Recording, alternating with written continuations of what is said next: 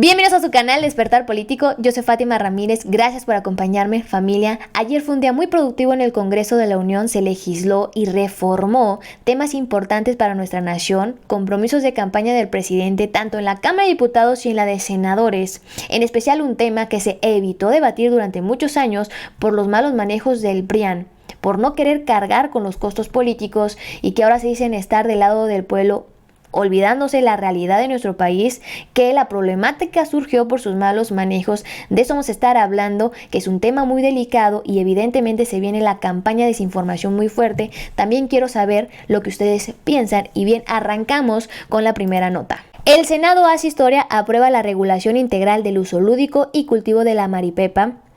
Será discutida ahora en la Cámara de Diputados. La Suprema Corte había legislado a través de jurisprudencia que no se nos podía prohibir su consumo, su uso, pero nunca legisló acerca de su producción, de la venta y cultivo, y ordenaba a los legisladores legislar sobre el tema. Con esta nueva ley se estaría regularizando precisamente esto. Esto es lo que va a implicar la nueva ley federal para la regulación de la planta, que legaliza el cultivo, la producción, el consumo, la distribución, la industrialización y la venta bajo control federal. Bajo control federal. Representa un gran momento histórico para hacerle justicia a los pueblos que perdieron tantos seres humanos en la mal llamada lucha contra las sustancias ilegales. El Congreso ya había aprobado la maripepa medicinal en 2017, aunque el reglamento sanitario sigue pendiente, o sea, evitaron legislar sobre el tema. En esta ocasión, los legisladores cumplen con un mandato de la Suprema Corte que el año pasado declaró inconstitucional la prohibición absoluta de la planta. Las reformas permitirán poseer hasta 8 plantas por domicilio, autorizará alimentos y derivados con la sustancia no psicoactivo, otorgará licencias para siembra, cultivo y cosecha y garantizará el consumo privado de maripepa sin menores de edad presentes. Ojo, la legislación aún contempla sanciones penales para la posesión de más de 200 gramos de la sustancia y multas por portar entre 28 y 200 gramos. Es muy difícil regular súbitamente un tema tan delicado en el que se carece de información, de datos sobre el consumo, sobre el uso, justamente porque se trató de una etapa prohibicionista. Por eso esta perspectiva de una regulación gradual es para empezar a dar pasos. La Suprema Corte había ordenado al Congreso mexicano regular el uso recreativo antes del 30 de abril, pero ojo, los legisladores pidieron una prórroga por la pandemia y el plazo definitivo se corrió hasta el 15 de diciembre. Ahí está, dejen en los comentarios ustedes qué piensan, cuáles son los argumentos que se combatiría a los grupos del crimen organizado acabando con sus negocios ilícitos, si se va a regularizar el tema de la producción, el cultivo y la venta. Las personas que estén en el negocio tendrían que estar bajo la lupa del gobierno, sacar sus licencias, registrados ante el SAT, pagar sus impuestos, darles prestaciones a sus trabajadores. Se acabaría con el mercado negro, con la coerción que hacen los grupos del crimen a los mexicanos que los obligan a trabajar en sus cultivos. Sin embargo, la observación que les hago es que en ningún momento vi que los senadores se apoyaran en la opinión o en la información de los expertos en el tema, directores en adicciones, etc., porque también hay que contemplar las consecuencias que habría en el sector juvenil y en otros sectores, porque la realidad de México es que los jóvenes la consumen. Desde la secundaria, la pueden adquirir en la esquina de su casa.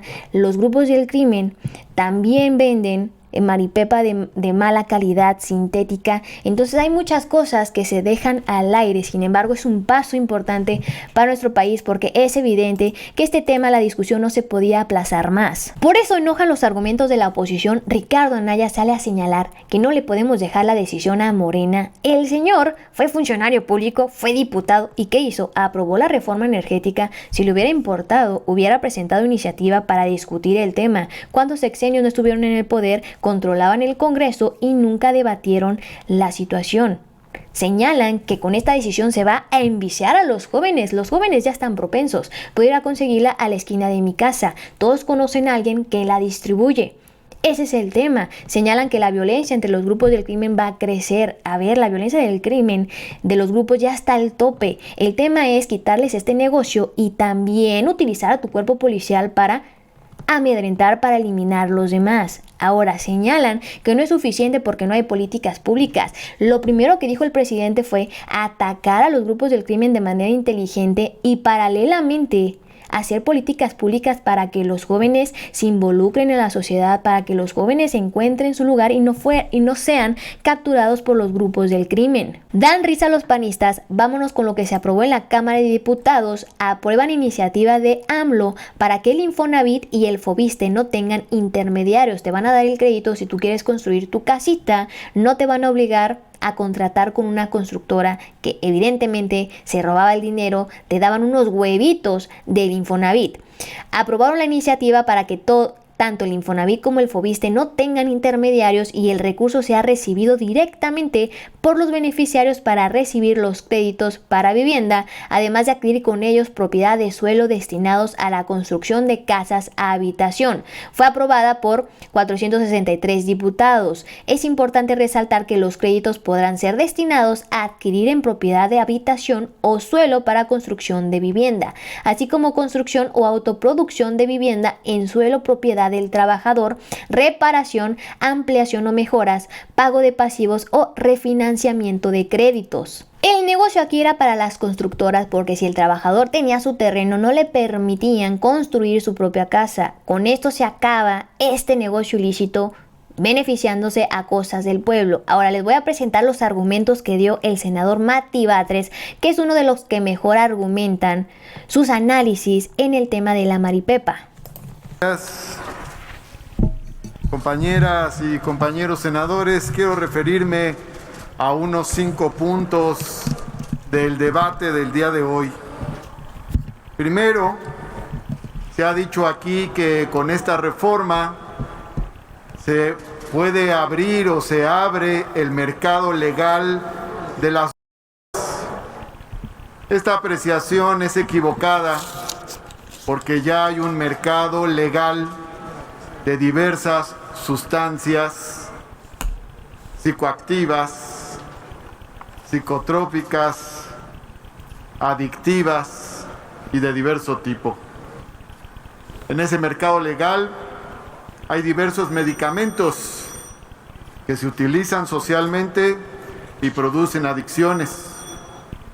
En ese mercado legal está el tabaco, que también es una sustancia, y también en ese mercado legal se encuentra el alcohol.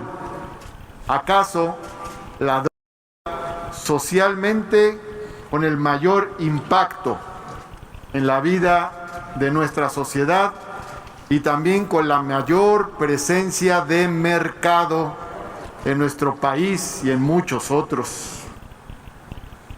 No olvidemos la época en que podía publicitarse el alcohol y todos veíamos en la pantalla a la rubia que todos quieren o a la negra modelo. También éramos testigos del buqué que se queda en la copa y veíamos las dichas de la sidra Santa Claus y también el rompope, el convento que hacían las monjitas.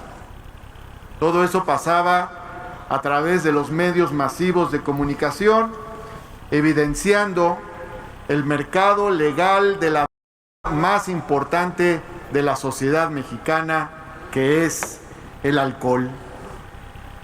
La gran pregunta ha sido, ¿por qué mientras el consumidor de marihuana ha sido estigmatizado como criminal o delincuente, el consumidor del alcohol ha sido presentado casi como un símbolo de convivencia familiar navideña? La diferenciación es enorme, pero la más importante, la que causa mayores estragos en la salud de los mexicanos, no es hoy en día es el alcohol. Y sin embargo, está en un mercado completamente legal. En segundo lugar, quisiera señalar que precisamente en las cárceles de nuestro país, la mitad de las mujeres se encuentra presa por introducir marihuana a sus maridos que estaban presos en dichas cárceles. Es decir, al introducir durante la visita conyugal, muchas mujeres quedaron presas. La mitad, por lo menos me consta este dato, de las mujeres presas en la Ciudad de México hace una década. En siguiente lugar, me parece importante también tener en cuenta que esta ley no resuelve, ni es su propósito, no resuelve el problema de la salud, porque la marihuana, aún con las determinaciones que se puedan tomar eventualmente el día de hoy, seguirá siendo una sustancia que produce daños a la salud, como el alcohol, como el tabaco, como muchos medicamentos alopáticos lo hacen. Por lo tanto, las políticas públicas de salud seguirán teniendo la necesidad de impulsar el combate al consumo de alcohol, de tabaco, de marihuana. Y las políticas públicas de salud tendrán que seguir combatiendo las adicciones. Trátese de la sustancia que sea, así sean los carbohidratos, que son los que generan las mayores adicciones de nuestros tiempos. Y también las políticas del Estado tendrán que seguir combatiendo el consumo de las llamadas duras, que es otro capítulo. En cuarto lugar, o en siguiente lugar, quisiera señalar que en efecto se ha dicho que hay un cierto sesgo mercantilista, un cierto sesgo de negocios en el dictamen que se ha presentado a discusión, que ha tenido sin embargo 3 revisiones importantes desde la primera gran versión.